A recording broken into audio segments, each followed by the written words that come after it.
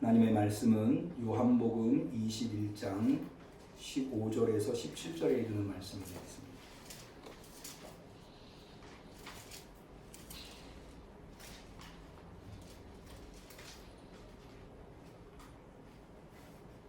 요한복음 21장 15절에서 17절 말씀.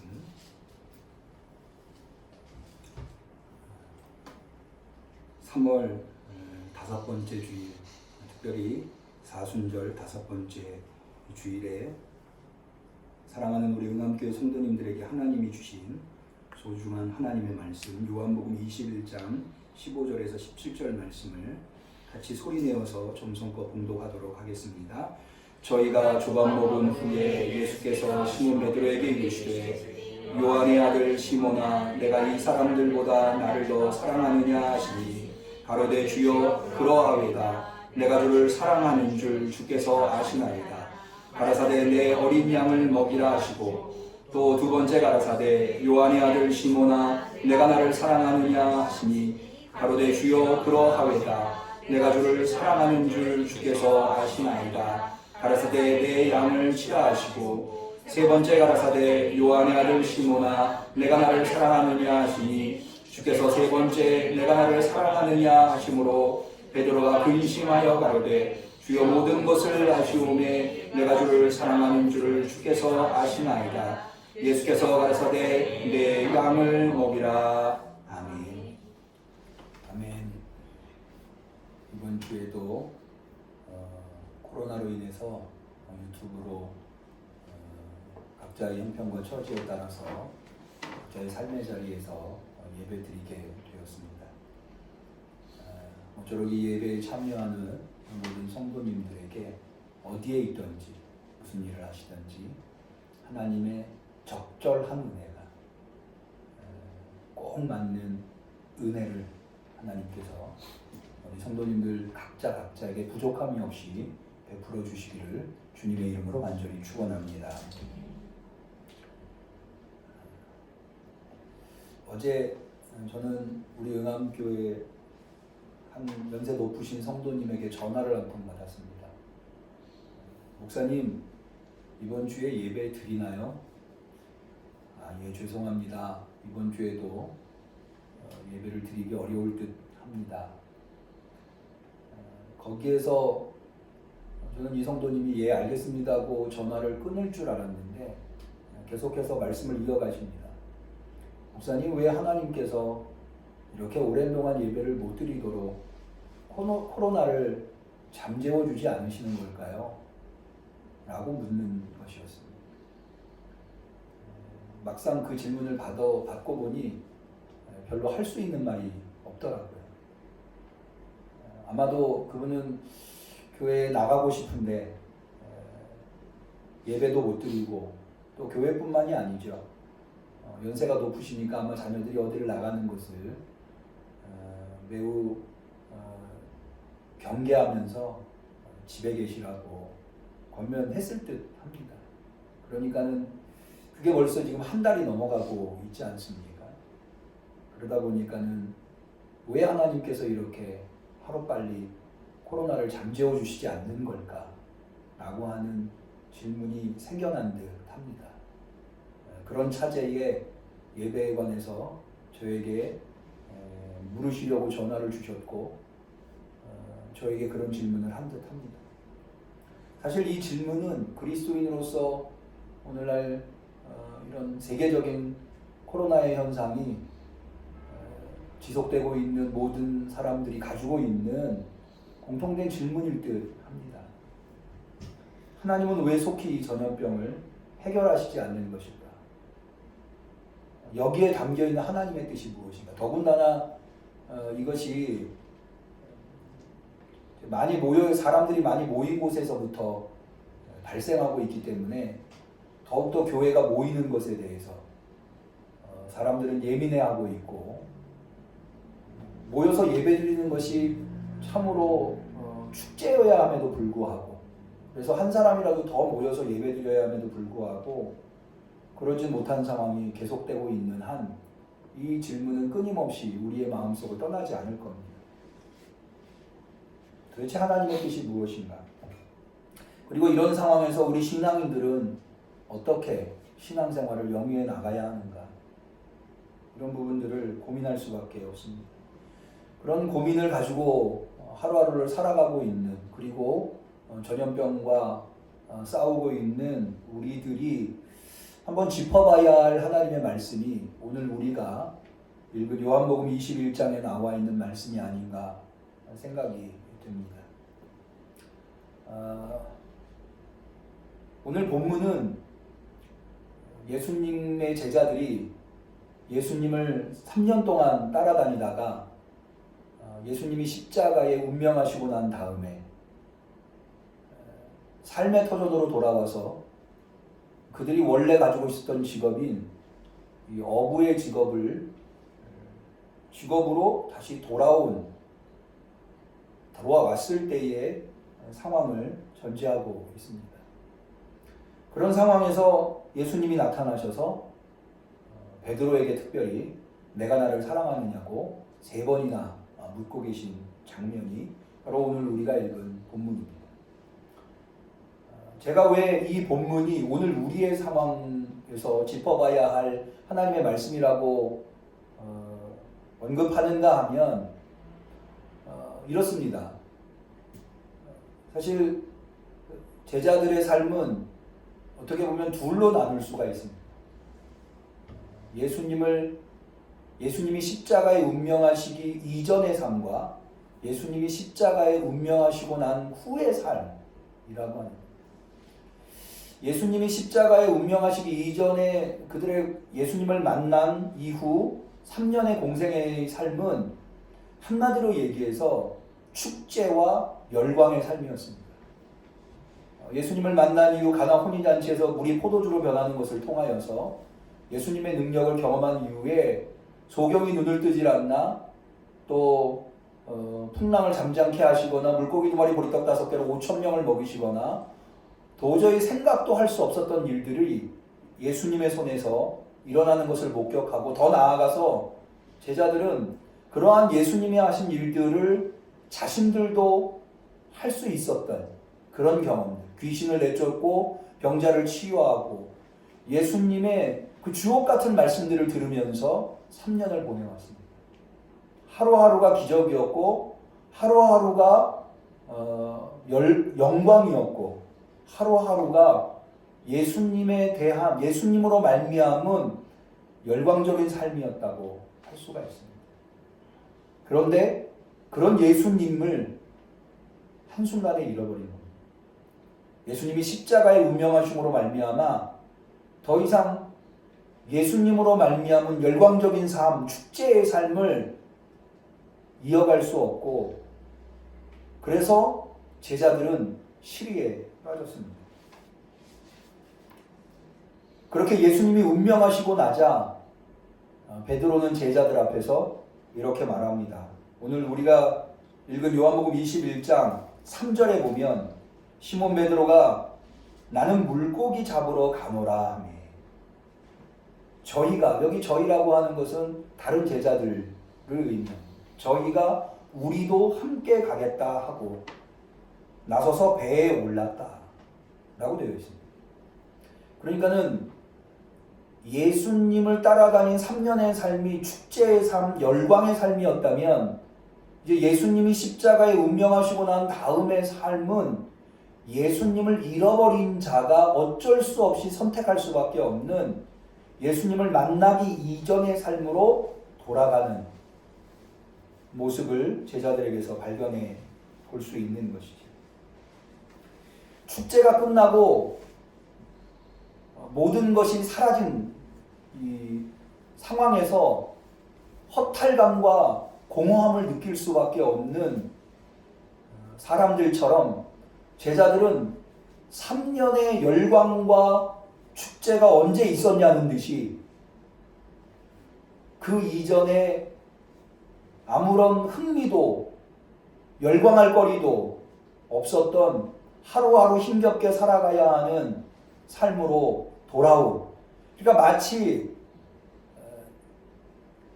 우리 성도들로 따지자면 부흥회를 너무 뜨겁게 부흥회에 참여하고 난 다음에 부흥회가 다 끝나고 자신의 삶의 터전으로 돌아오고 나서요 느끼게 되는 허탈감, 공허함, 그런 것에 사로잡혀 있는 모습이 오늘 제자들의 모습이 아닌가 라는 생각을 하게 됩니다.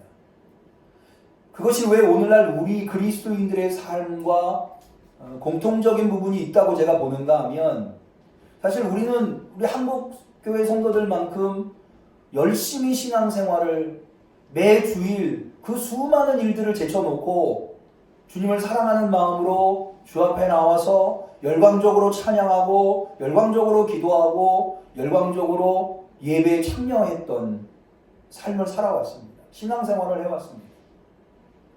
그런데 무슨 이유에선지 이렇게 전염병이 창궐하고, 그래서 이제는 더 이상 그렇게 많은 사람들이 모여서 열광하고 축제를 벌일 수 없는 그런 상황에 놓여 있는 거예요. 그래서 마치 축제가 다 끝난 다음에 자신의 삶으로 돌아오는 것처럼 우리는 자신의 삶의 터전 속에서 어떠한 열광도 없고 어떠한 흥을 돋우는 요소 없이 홀로 혹은 두세 사람이 예배를 드릴 수밖에 없는 상황이 되었다고 하는 거죠.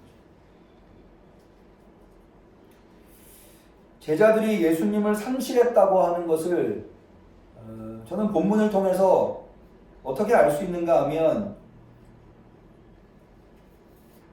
본문 4절에 보면 요한복음 21장 4절에 예수님께서 제자들 앞에 나타나셨음에도 불구하고 제자들은 예수님이 예수님인 줄 알아채지 못했다고 기록되어 있습니다. 왜 예수님이 나타나셨는데도 불구하고 제자들은 예수님을 알아보지 못했을까요? 이미 그들의 내면에 너무나도 큰 분량을 차지하고 있었던 예수님을 그들은 잃어버렸기 때문일 것입니다. 그러나 분명한 것은 그들이 예수님을 잃어버리고 자신의 지루하기 짝이 없는, 그리고 힘들고 어렵기 짝이 없는 일상으로 돌아왔지만, 그렇다고 해서 그들이 영영 예수님을 잃어버리지는 않았다고 하는 것. 아니, 오히려 예수님에 대한 상실감, 예수님을 잃어버린 상실감을 극복하고 그들이 예수님이 계실 때보다도 훨씬 더 큰 일을 해냈다고 하는 것. 그들이 그러지 않고서야 어떻게 예수님이 십자가에 운명하시고 부활하시고 승천하신 이후에도 이 예수 그리스도에 대한 복음을 들고 목숨을 걸고 복음을 전파하고, 그래서 오늘날 우리에게까지 그 복음이 전파될 수 있었겠습니다. 오늘날 우리에게까지 예수의 복음이 전파됐다고 하는 것은 그들이 예수님에 대한 상실감을 극복하고 예수님을 다시 회복해서 예수님에 대한 복음을 열정적으로 전했기 때문에. 그리고 어떤 측면에서 보면 예수님은 그저 갈릴리와 예루살렘, 이 팔레스틴 지역이 우리나라의 한 강원도 땅 정도 된다 하더라고요.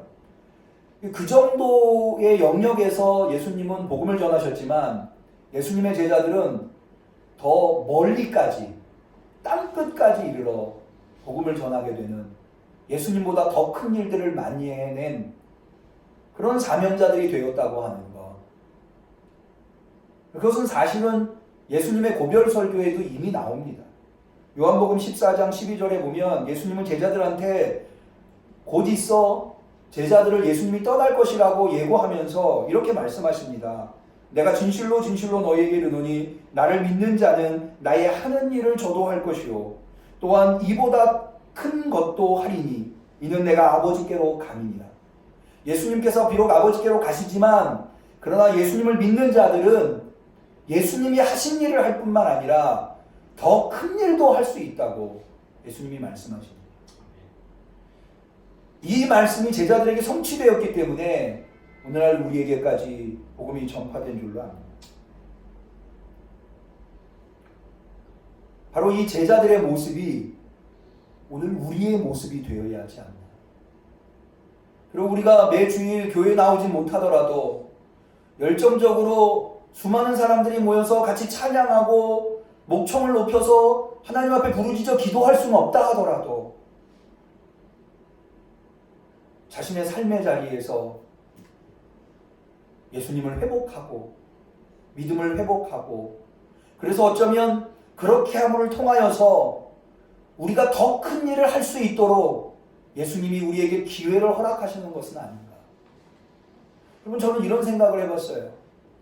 어떻게 보면 여러 사람들이 모여서 축제와 같은 신앙생활을 하고 있다고 하는 것은 정말 내 것이 아닐런지 몰라요. 어떻게 보면 그 분위기에 휩쓸려서 어떻게 보면 다른 사람들이 나를 어떻게 볼까 이런 것들을 생각해서 내가 누군가에게 보여주려고 내가 열정적으로 찬양했고 열정적으로 기도했는지 몰라요. 그런데 이제는 더 이상 그럴 수 없는 상황이 되어서 내가 홀로 하나님 앞에 독대하며 서 있을 때 나의 신앙이 어떠한가를 점검해 보라고 하는 하나님의 뜻이 여기에 담겨 있지 않은가. 아니 설사 그것이 하나님의 뜻이 아니라 하더라도 우리가 그런 질문을 우리에게 하면서 내 신앙을 성숙해 나갈 수 있다고 한다면 이 어려운 신앙적인 고난과 역경의 상황에서 내 신앙은 한층 더 성숙하게 된다고 하는 겁니다. 다시 말해서 우리가 이렇게 전염병이 창궐하여서 같이 모여 예배드릴 수 없는 상황이 지속되는 하나님의 그 본래적인 뜻이 무엇인지는 우리가 다 헤아릴 수 없지만 그러나 분명한 것은 이제 그 열광과 축제의 자리에서 빠져나와 나의 신앙이 아무도 없는 곳에서도 하나님 앞에서 진짜인가 점검해보고 진짜가 되기 위해서 우리가 노력해야 하는 것이 바로 오늘 우리 신앙인들이 맞닥뜨린 현실이 아닌가, 책임이 아닌가 이렇게 생각을 해보게 되는 것입니다. 여러분 어쩌면 우리는 이때까지 너무나 교회 중심적인 교회 건물에 의존해 있는 신앙인이었는지 모릅니다. 한국 사람들 참 열심히 교회 오죠. 근데 이 신앙의 문제는 뭐냐면 해외에 나가 계신 해외로 여러 가지 일로 인해서 나가게 된 성도들의 얘기를 들어보면 너무 교회 중심적인 신앙생활을 하다 보니까 또 목회자에게 의존적인 신앙생활을 하다 보니까 해외는 그렇지 않거든요. 교회를 찾기도 어렵고 목회자를 만나기도 어려운 그렇게 되면 신앙인으로서 살아가지 못하게 되는 거예요. 홀로 설 수 없는 신앙인이었다라는 거죠. 어쩌면 우리는 오늘 더 이상 교회에 나갈 수 없고 목회자를 만날 수 없는 상황 속에서 하나님이 우리에게 요구하시는 것은 너는 홀로 설 수 있는 신앙인인가? 아니 너는 홀로 설 수 있는 신앙인이 되어야 된다고 하나님은 우리에게 요구하고 계시는지 모르겠습니다. 여러분 진짜와 가짜는 언제 구별이 됩니까? 정금과 찌꺼기는 불 앞에서 분명하게 나타납니다. 불이라고 하는 시련을 만났을 때 찌꺼기는 불살라 없어져 버릴 수밖에 없지만 정금은 훨씬 더 영롱하게 불의 연단을 통해서 빛나기 마련입니다. 저는 모쪼록 우리 응암교회 성도들의 신앙이 모양만 갖추고 있는 가짜 신앙, 찌꺼기 같은 신앙이 아니라 그 내면에서부터 불빛이 그 영롱한 빛이 뿜어나오는 진짜 신앙, 정금과 같은 신앙이기를 축원합니다. 그러면 제자들은 어떻게 그렇게 열광적인 예수님을 따라다니던 축제의 삶이 끝나버린 후에도 그래서 어디에서도 즐거움을 찾을 수 없고 신기한 것을 발견할 수 없는 지루하기 짝이 없고 매일매일 반복되는 삶으로 돌아왔음에도 불구하고 그래서 일시적으로 예수님을 잃어버렸음에도 불구하고 그들은 예수님을 어떻게 회복했나? 어떻게 회복할 수 있었나? 도대체 그들에게 일어난 일은 무엇인가? 저는 여기에 세 가지 일이 개입됐다고 봅니다. 그 세 가지 일이 저는 오늘 우리 응암교회 성도들에게도 일어날 수 있기를 바랍니다. 첫 번째는 뭐냐 하면 바로 예수님이 찾아와 주셨다는 것. 그리고 예수님이 그들과 인격적으로 만나 주셨다는 것. 예수님과 인격적 교감을 이루었다고 하는 것은 우리가 읽진 않았습니다만 요한복음 21장 12절 13절에서 분명히 발견해 볼 수 있습니다. 그건 뭐냐 하면 예수님이 차려준 식사를 그들이 나누게 되었다는 거예요. 예수께서 가라사대 와서 조반을 먹으라 하시니 제자들이 주신 줄 아는 고로 당신이 누구냐 감히 묻는 자가 없더라. 아까는 예수님이 나타났음에도 불구하고 예수님을 알아본 사람이 없었지만 예수님이 차려준 조반 앞에 섰을 때, 다시 말해서 예수님과 인격적인 교감을 이루었을 때 그들은 예수님이 누군 줄 알았고 그래서 예수님이 누구냐고 물어본 사람이 없었다는 거예요. 그리고는 이어진 13절에 예수께서 가셔서 떡을 가져다가 저희에게 주시고 생선도 그와 같이 하십니다. 다시 말해서 그들이 예수님을 상실하고 삶의 자리로 돌아와서 더 이상 축제도 없고 재미도 없고 신비한 것도 신비로운 것도 없었지만 그들이 다시 예수님을 만났기 때문에, 그들에게 찾아온 예수님과 인격적인 교제를 이루었기 때문에 그들은 예수님을 회복할 수 있었다고 하는 겁니다. 여러분, 우리는 예수님의 이름으로 기적이 일어나야만 예수님을 만나는 게 아니에요. 예수님의 이름으로 무언가 신비로운 것이 발생해야 예수님을 만나는 것이 아니라 오히려 그것은 예수님을 진정으로 만나는 것에 방해거리가 되는지 몰라요. 우리가 진정으로 예수님을 만난다고 하는 것은 예수님이 하신 말씀을 내가 듣고 또 예수님에게 기도하면서 예수님과 인격적인 교제를 나누고 대화를 나누는 거예요.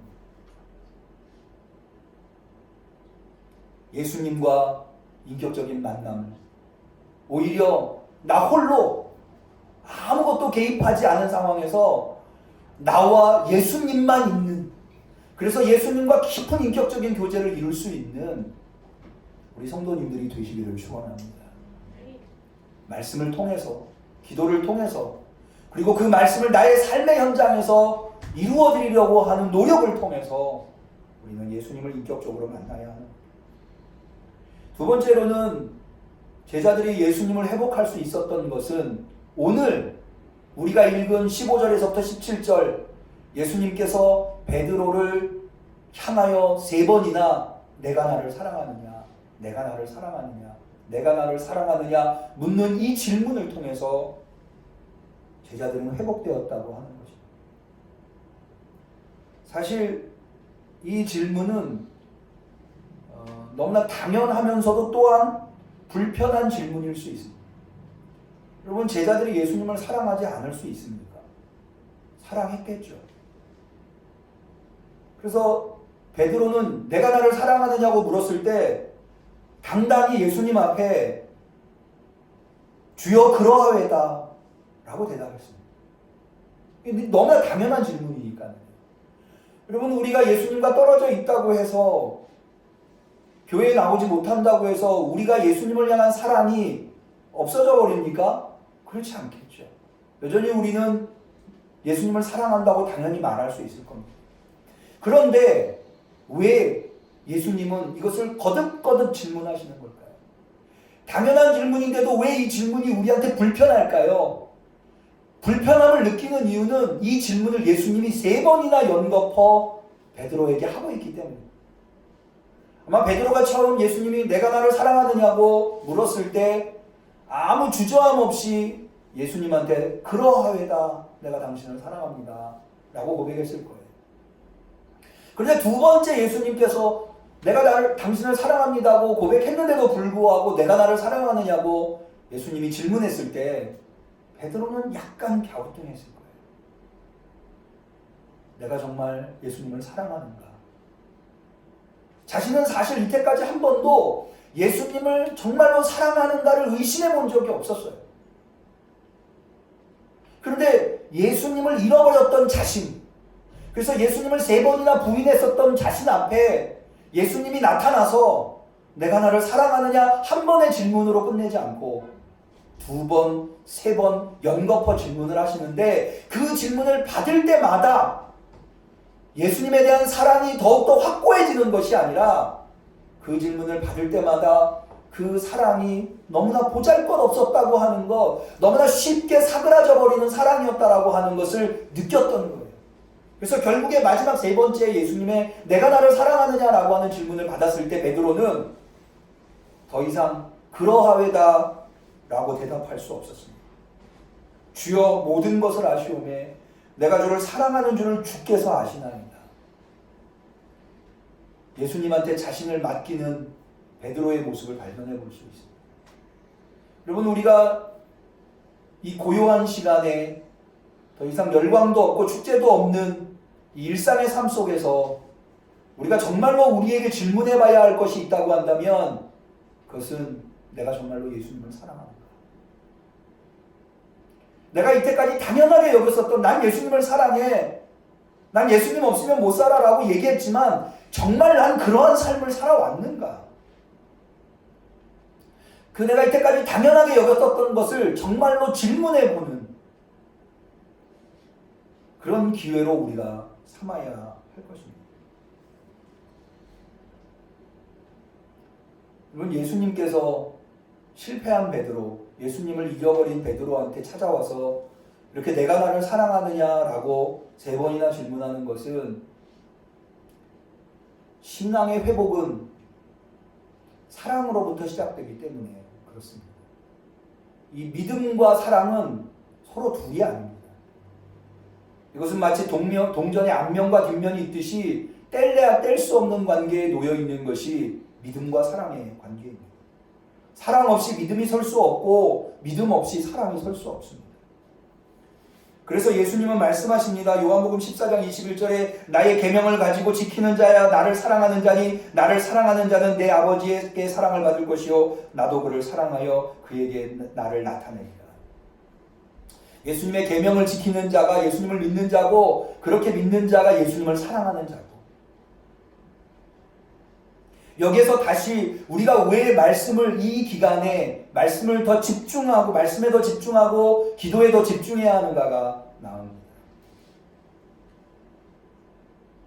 요한복음은 우리에게 사랑은 말과 혀로만 하는 것이 아니라고 하는 거예요. 우리의 삶 속에 사랑한다고 하는 것을 표현할 수 있는 삶의 실천이 있어야 한다고 하는 것을 명백하게 가르쳐주고 있습니다.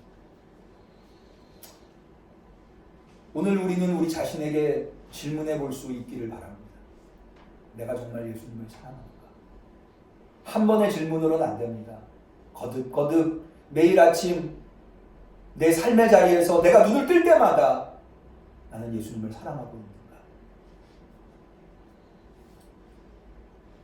그런 질문에 내가 겸손하게 대답할 수 있다고 한다면 나는 이 신앙적인 어려움을 만났을 때에 내 신앙을 굳건히 지켜나가고 예수님이 하신 일뿐만 아니라 더 큰 일도 할 수 있는 신앙인으로 성장할 수 있을 줄 압니다.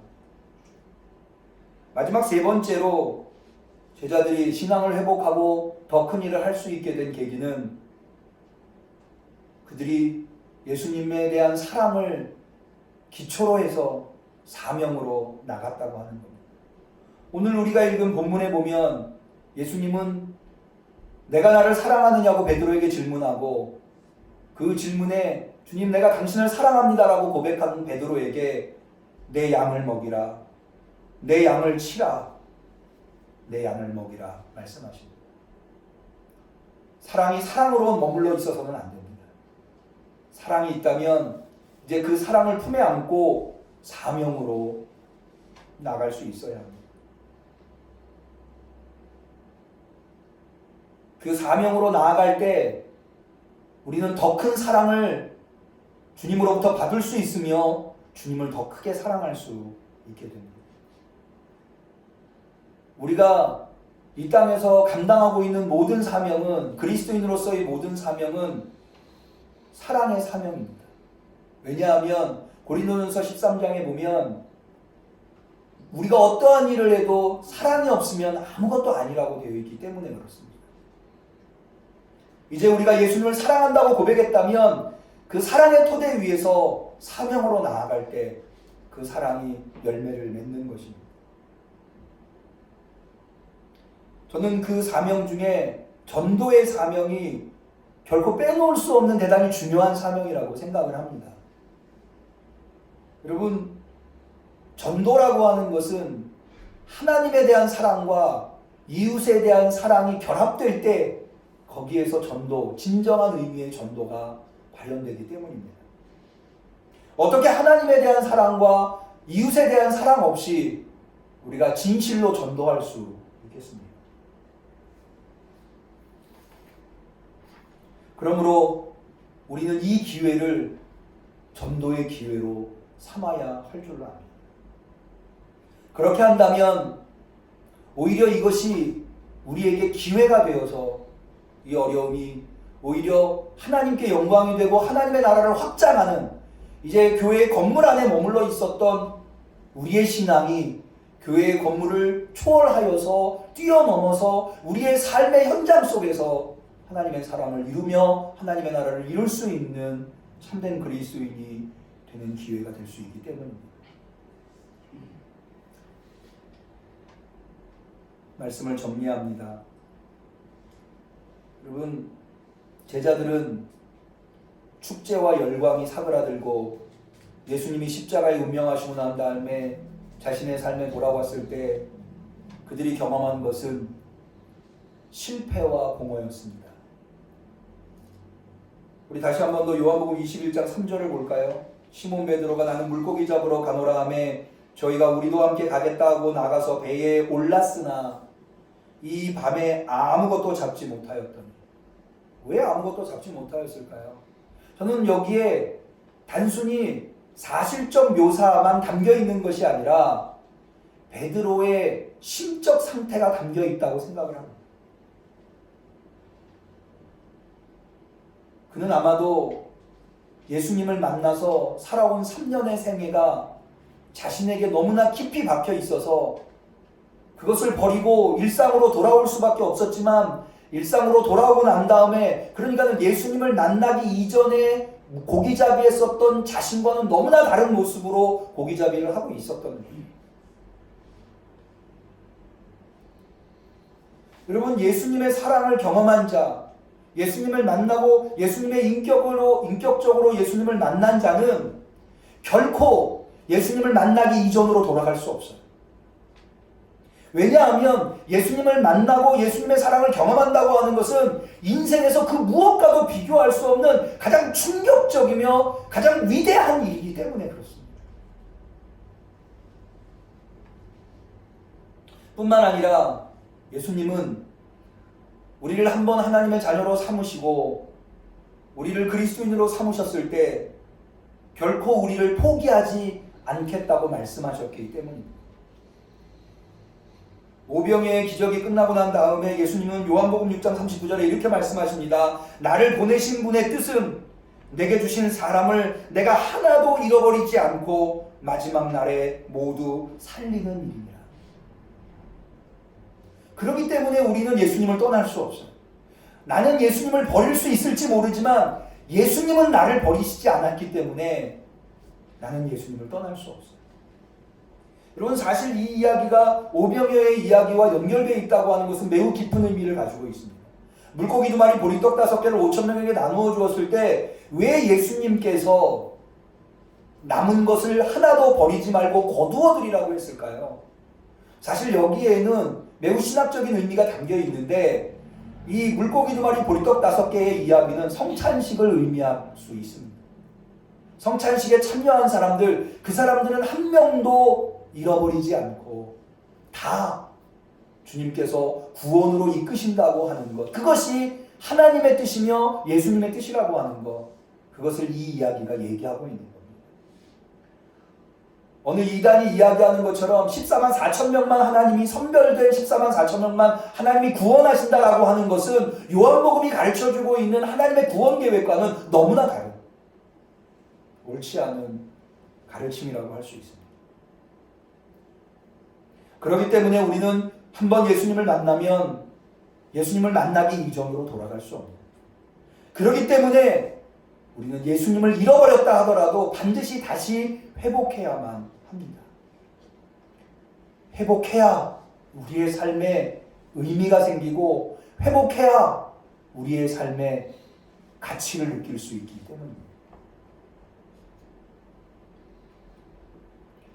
모쪼록 우리 응암교회 성도님들, 비록 우리의 신앙생활이 너무나 일상적이고 잔잔하고 이때까지 신앙생활 해왔던 방법과는 너무나 다른 방법으로 내가 이게 신앙인지 아닌지 잘 구별이 되지 않는 그런 분위기라 하더라도 이런 삶 속에서 다시 한 번 더 말씀과 기도로 주님과 인격적인 만남을 이루고 끊임없이 나에게 내가 정말로 주님을 사랑했는가, 사랑하는가 질문해보며 그 질문을 통해서 내가 주님을 사랑한다고 다시 고백하고 그 고백을 기반해서 사명으로 나아갈 수 있는, 그래서 이전보다도 더 큰 일을 해낼 수 있는 우리 응암교회 성도님들이 다 되시길 주님의 이름으로 간절히 축원합니다. 기도하겠습니다. 하나님 아버지, 왜 우리는 더 이상 교회에 나와서 예배를 드릴 수 없나요? 우리의 일상의 삶 속에서 우리가 느끼기에는 예전에 우리가 예배드린 방식과 비교해 볼 때에 이게 예배인지 아닌지, 내가 지금 신앙생활을 하고 있는지 아닌지조차 잘 구별이 안 되는 이런 상황이 이렇게 지속되고 있는 이유는 무엇입니까? 주님, 여기에 담겨있는 하나님의 뜻을 알게 하옵소서. 그리하여서 예수님을 잃어버렸던 제자들이 예수님을 회복하고 다시 사명으로 나아가 예수님과 함께 있을 때보다도 더 큰 일을 해냈던 것처럼 우리가 교회 안에 있을 때보다도 우리의 삶 속에서 더 큰 일을 해내는 우리 응암교회 성도들이 될 수 있도록 역사하여 주시옵소서. 예수님의 이름으로 기도 올리옵나이다.